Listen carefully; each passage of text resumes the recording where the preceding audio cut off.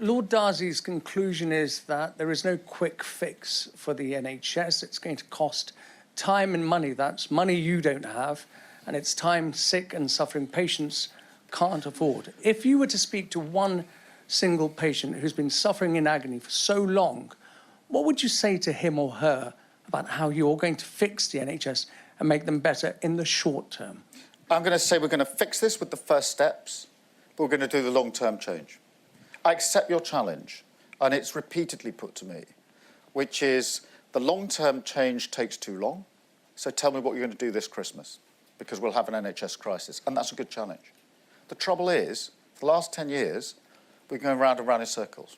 So we do short-term stuff to just about get the NHS through the winter crisis, because there's one every year, they're just bigger than the last one, but we never do the long-term. We go round and round, it gets worse and worse. So I accept the challenge to me, which is it's going to take a long time. It's going to be measured in years, not months.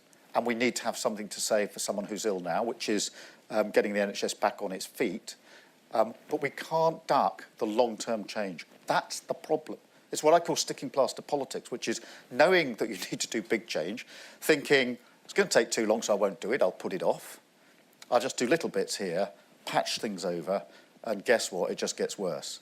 That is one of the big mistakes, in my view, of the last 14 years, and we're not going to repeat it. So yes, we need to answer to those that are ill now, but we also need to answer to those that are going to be ill in 5, 10, 15, 20, 30 years, and we've got to do the long-term change.